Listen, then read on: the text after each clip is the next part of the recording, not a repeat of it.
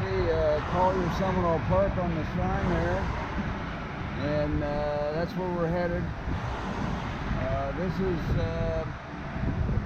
south of Naples, south of Collier Boulevard, and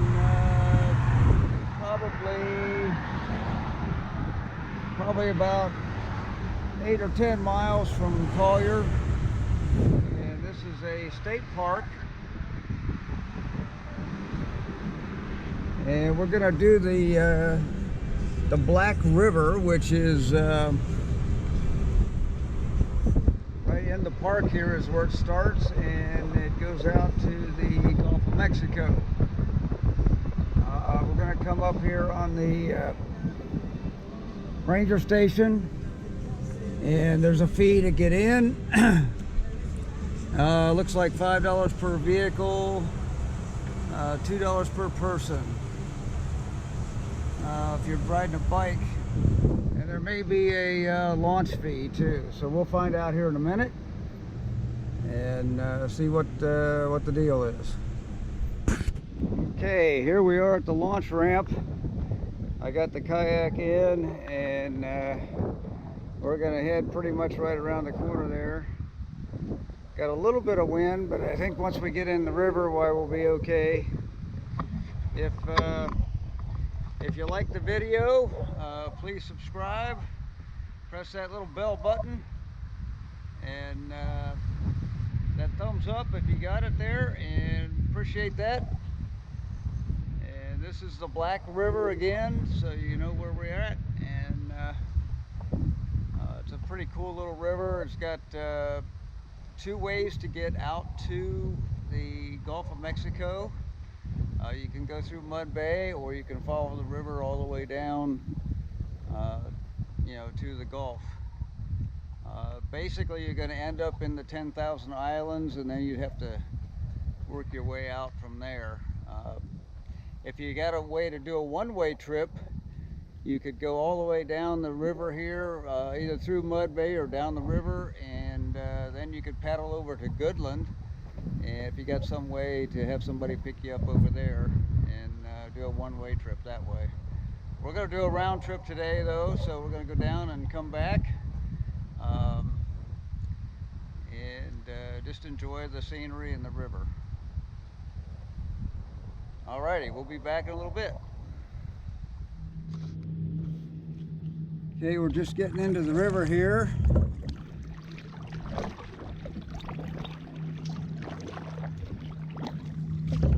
This is kind of a long canal,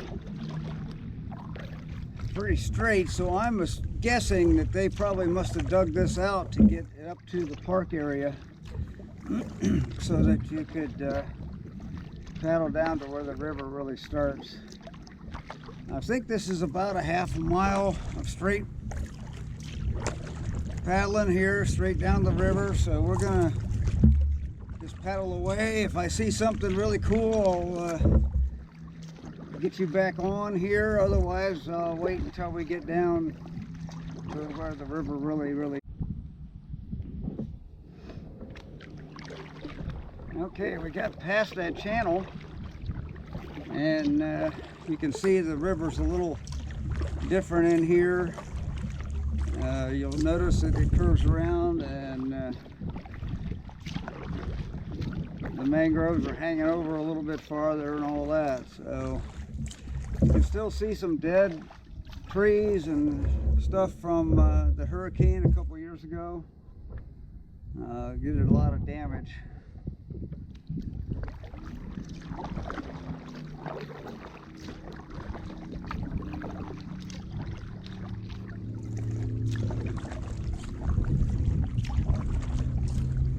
It's an interesting river. It is a river that they call brackish water. That means that high tide, while the salt water's coming in here, and then at low tide, the salt water's going out. And fresh water and the salt water mixed together, and that's why it's called brackish water. Most of the time, like your alligators and things like that don't particularly like the brackish water, Now a crocodile, he doesn't care.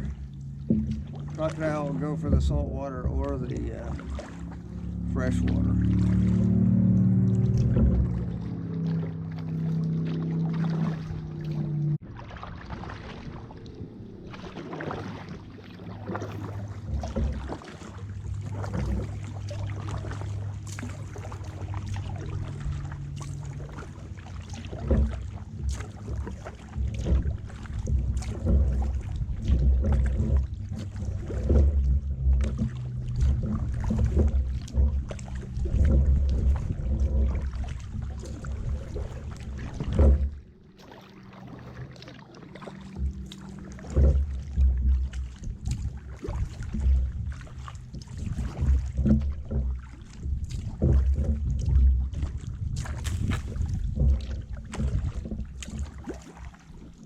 I've not been down this river since that hurricane happened. It's probably been about 4 or 5 years since I was here, and I can see a tremendous amount of damage in comparison to what it was last time I was here.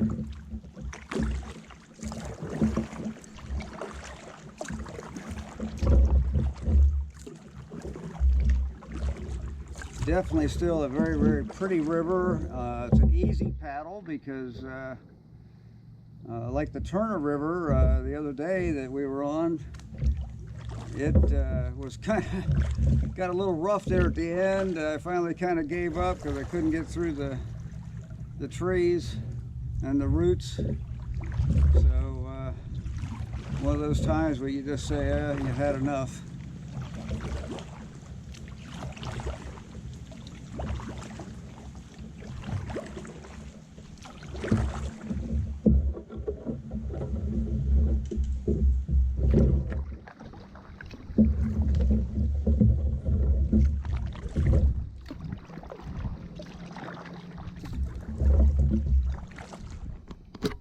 Up in the tree, there's a blue heron.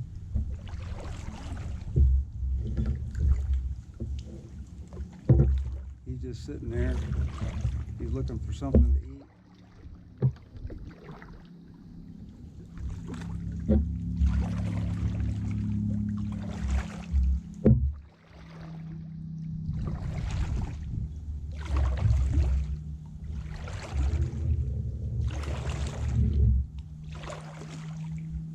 There he goes. They're a very, very graceful bird.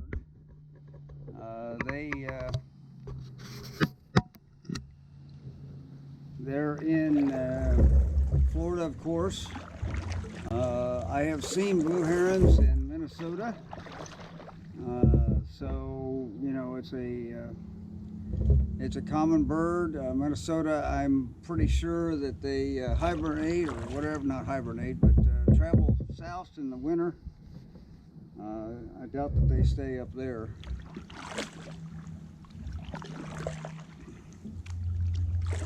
Very, very graceful bird, though. Probably one of my favorite. One of my least favorite is the cormorant, and there's the ones that will eat 5 pounds of fish a day. So if you have a small lake somewhere, like in Michigan or whatever, why they're a detriment to the ecology of that lake, because a flock of them come in, they will just eat and eat and eat all the fish.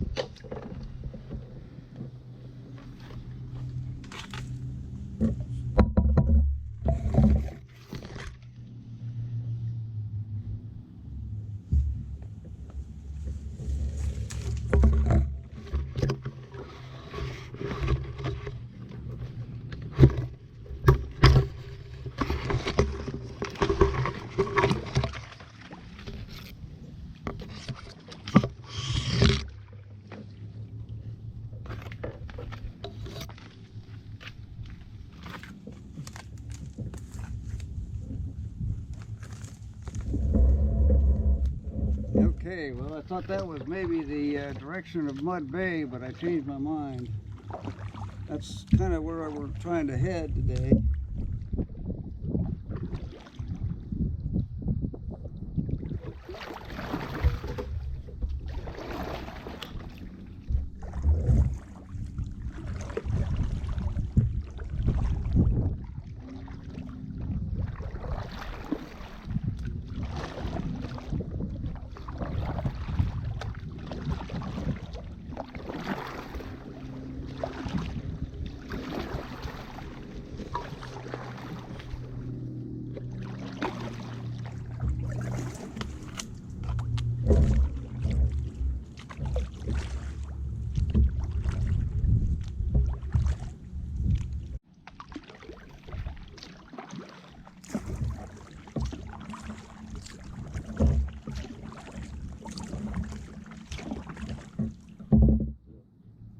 We're still heading down river.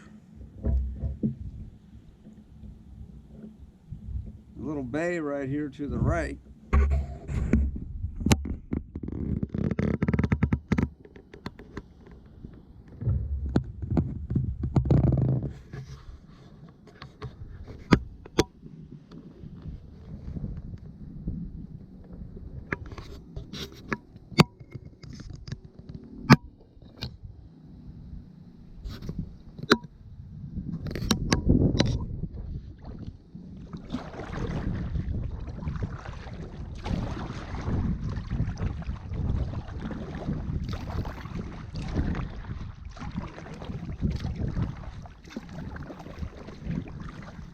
We took the turn off that a couple 100 yards back towards Mud Bay, and if you went through Mud Bay and out towards the Gulf, and you'd end up in the 10,000 Islands, and that's when you could paddle across and go over to Goodline if you had somebody to pick you up. Well, we're going to go down to Mud Bay and see what that looks like, and take a look at that area. Not been there before.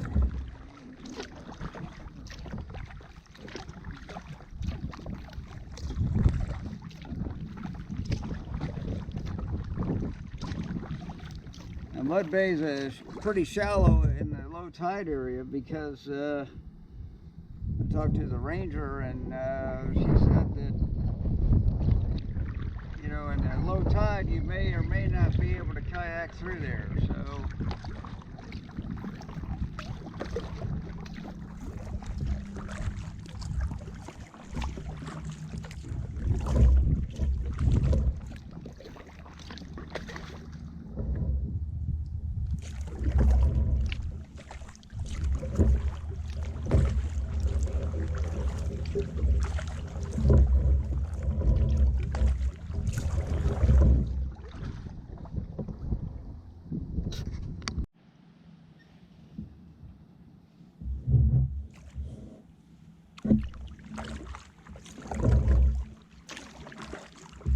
there's another little bay here.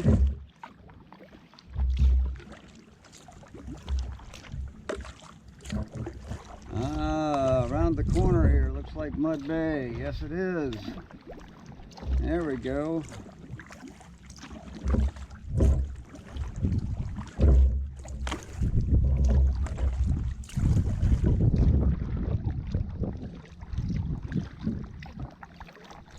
Yeah, it's pretty shallow in here.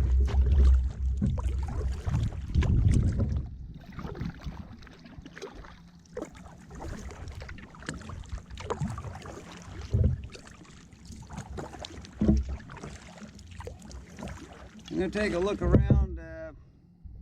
The tide is actually going out right now, so don't think we're going to stay here too long because I don't want to get stuck in the mud. This is a very large bay, kind of in the middle of the Everglades area here.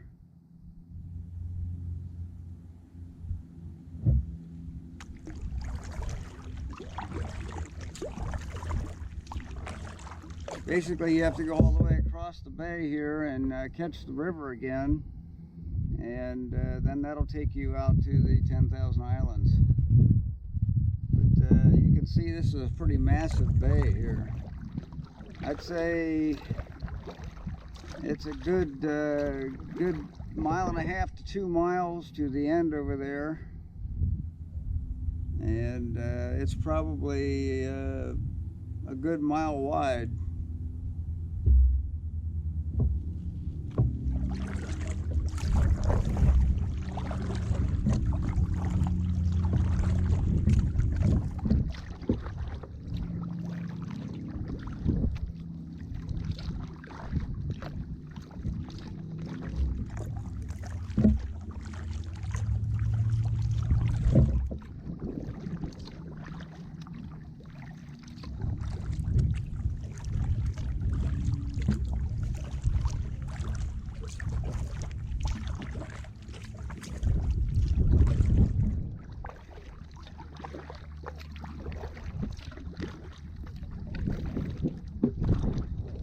And most of the time my paddle is hitting the bottom when I do a paddle stroke. The water is so black though that you can't really hardly see the paddle, because my paddles are actually black too. So once they go under the water, it's pretty much can't see the paddle.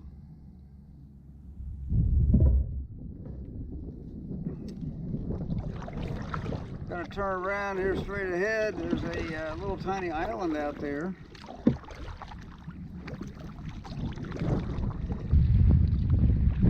Wind's picking up out here in the middle a little bit. Supposed to have like 15 to 20 mile-an-hour winds today.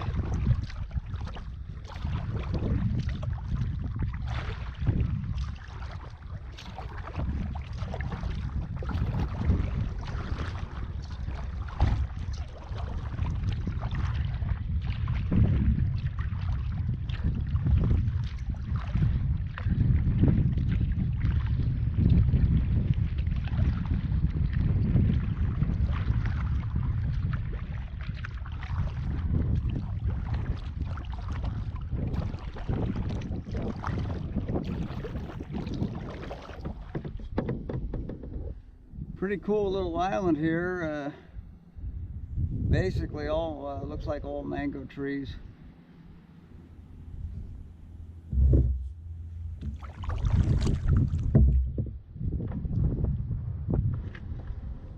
You can see over here on the straight ahead, we're going to turn around here a little bit.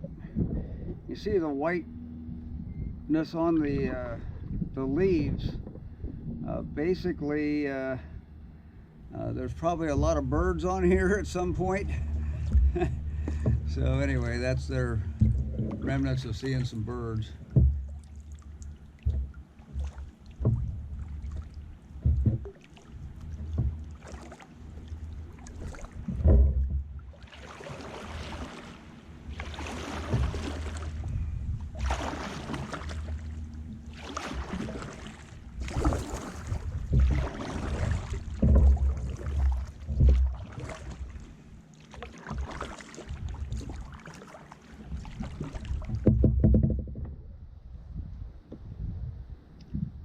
Looks like I see about 3 or 4 more little islands around. That's pretty cool.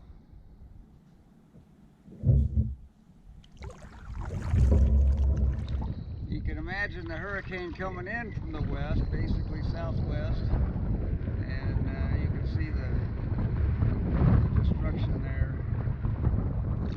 Wind's kind of pushing us away, so we'll get back over here on the non-windy side.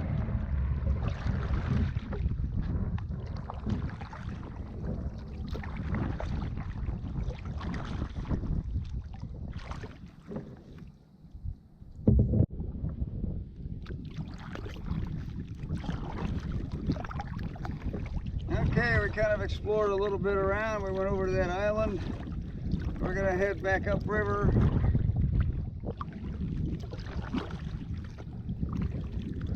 Got a little bit of wind right now. Once we get in the river area, it won't be so bad.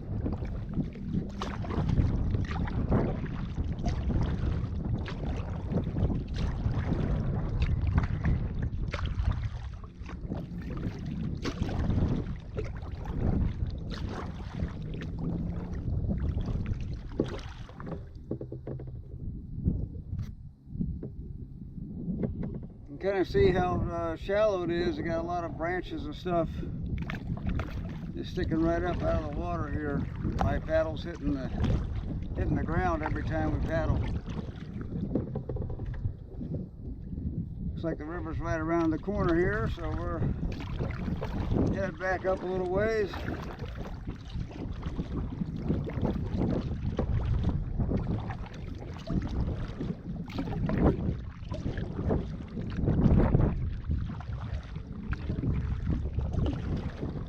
One thing when you go out and you do things like this, so particularly like you come into a big bay like that after you've been on the river, you get out just a little ways away from the river and you want to look back and kind of memorize that scene that you see, because you could get out into that bay there, and if you don't realize where you came from, you could kind of get yourself lost a little bit. You may have the general direction, but in a bay like that where there's a lot of little peninsulas that come out, you could easily get mixed up and go down the wrong area, and then you'd hit a dead end. So just go out just a little ways and turn around, look at the scenery, and kind of put that in your mind so you know where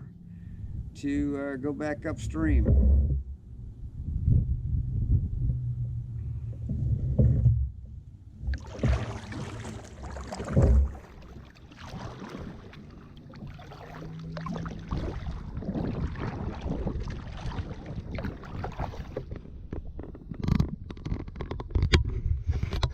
Okay, on our way back upriver, we came back to one of these bays that was off to the right, and I noticed just a little bit of a opening over here, so I thought I'd come over here and see where that goes. So we're going to paddle right through here. It's a little narrow, so you probably want to squeeze in a little bit.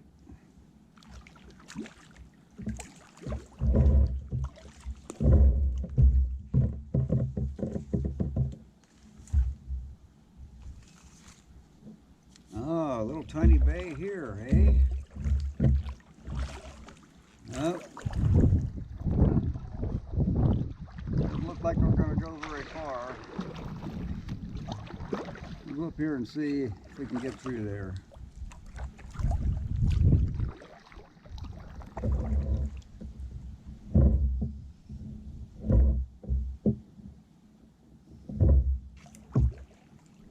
Looks like a dead end.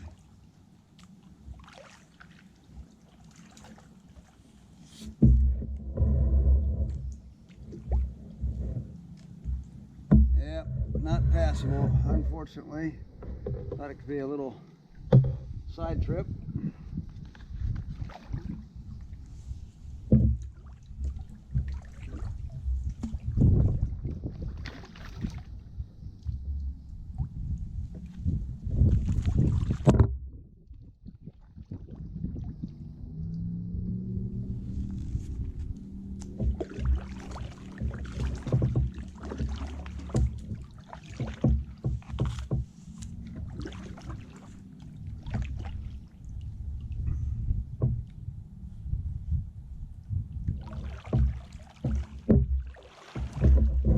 Give a little turn around here.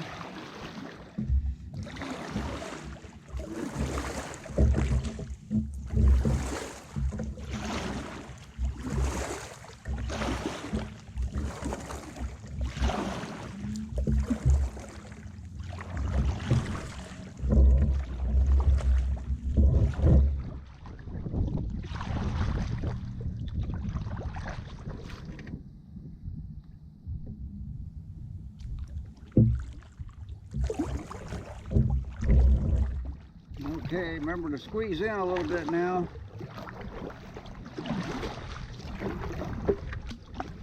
Watch those branches.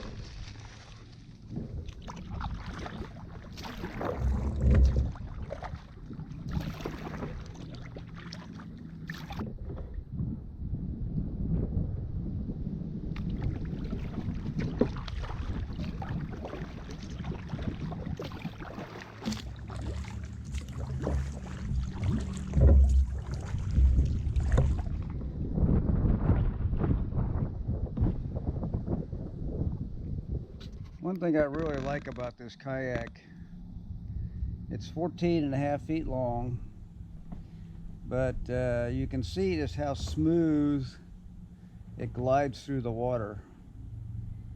I'm holding the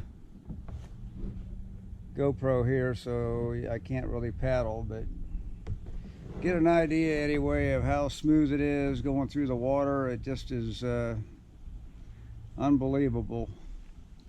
And even in rough waves and stuff, it does very, very well. This is a Wilderness Systems kayak. Again, 14.5 feet. And got this out of a guy in Cincinnati who sells a lot of kayaks.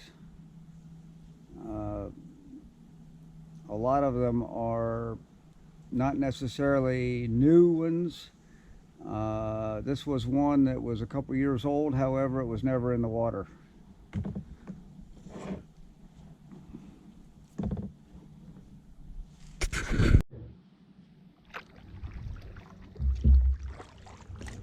This is the same kayak that we had in the Boundary Waters last summer. Mike and I were up there, and we were on a 6-day trip. We pretty much took all of our food with us and had a great time. We did do a couple portages that were a little bit on the long side, but you know, we made it. And one thing we did do is, of course, we had 2 kayaks, and it ended up being easier to just pick those kayaks up one at a time,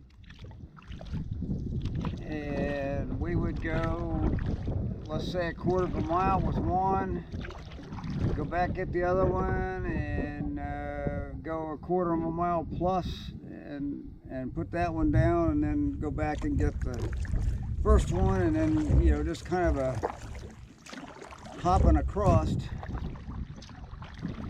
going back and forth to get the kayaks. And what that did is gave us just a little bit of rest in between. These kayaks probably weighed about 60 or 70 pounds, I think. So one on the front and one on the back carried them. And kind of a hopscotch, if you want to call it that, the way we did it. And it really worked out really well. What we got is you'd walk with the kayak, and you know, your arm would get a little bit tired holding on to it, so we'd put that one down and walk back to the other one. That gave you a little bit of rest, and then pick that one up, just keep going back and forth with them, and gave you just a little rest in between, so you weren't walking, you know, a couple miles or whatever, or half a mile, or whatever the portage was, and it didn't just totally wear you out. We also had dry packs.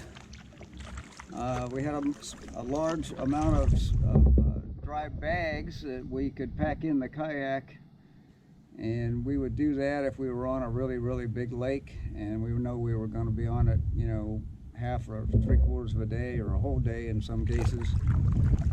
So we would pack everything inside the kayak if we did that. If we only were on a really small lake that we were going to paddle for an hour on, we'd leave everything in the big dry pack and just strap it down on the back of the kayak and paddle across. It had a lot of wind, though. I wouldn't recommend on this type of kayak putting a big pack on the back, because that wind can, you know, really push you around when you have a load on the back.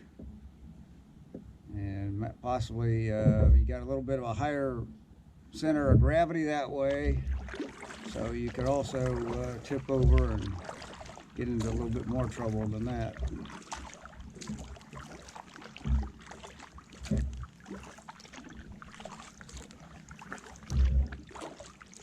There is a video on that if you want to, look online.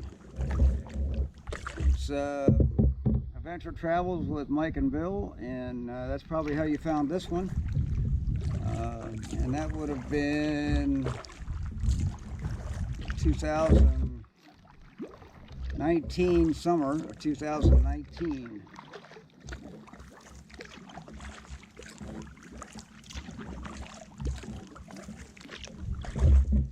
We're planning a kayak trip this year, and we're debating on a town called Collier up in Ontario.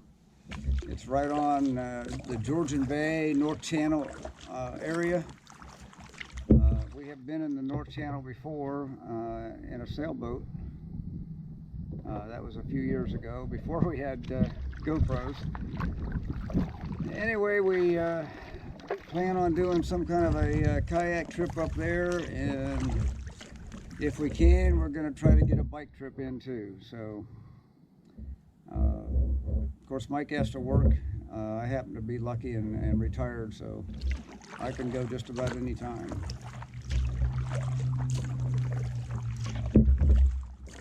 All right, I'm going to keep paddling for a while, and if I see something really interesting, I'll get back with you.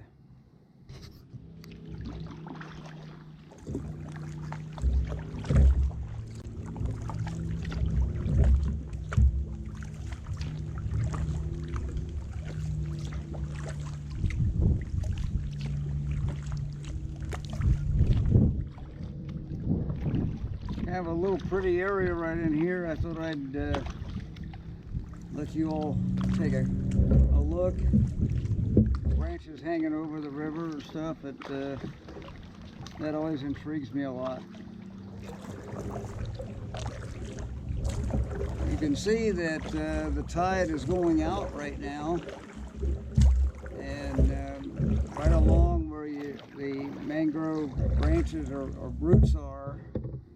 If you look close there, you can see that there's a real dark area down at the bottom, and I'd say that the water level's probably gone down about 4 or 5 inches since we started the trip. Right up in the tree there, I don't know what kind of bird for sure. I need to look that one up.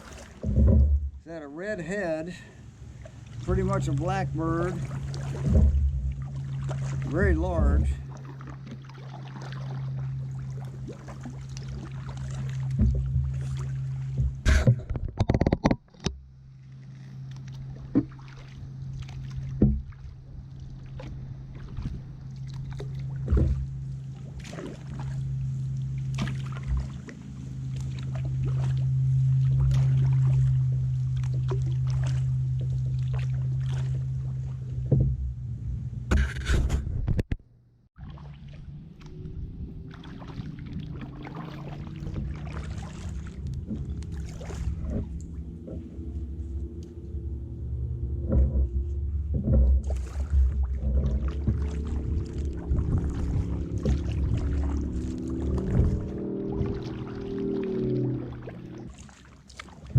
I lucked out today with a pretty nice day. Got a few clouds up there, but it's probably about 78 maybe, so it's not too hot.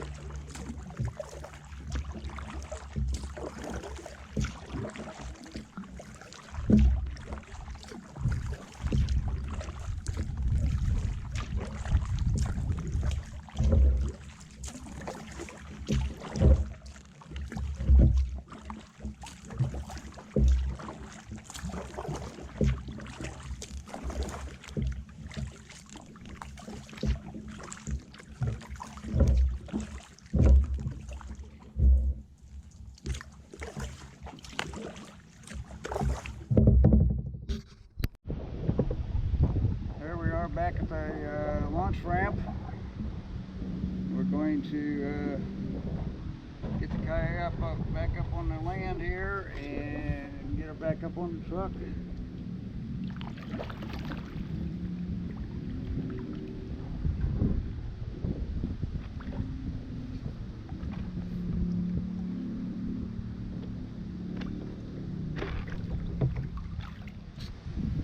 There's a little blurb on the mangroves, and you can kind of get an idea. There's what you see all the time. There's a little blue heron right there that we saw, and pretty much a bird that we see almost every time we go out.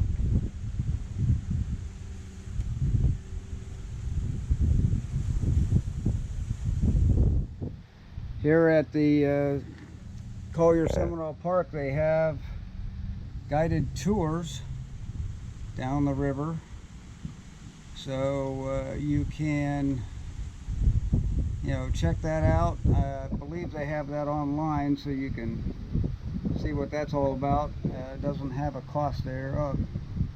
Oh yeah, it does. Morning trips are $30 and moonlight trips are $35. Remember, you got to pay a $5 entry fee to get in. That's per car.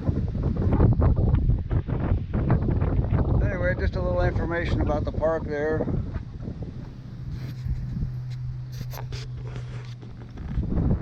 Looking at the bay that we just came in on, and I'm going to go get the truck and get the kayak loaded up here so we can head on back to the campground. Thanks for watching. Be sure to subscribe and press that like button.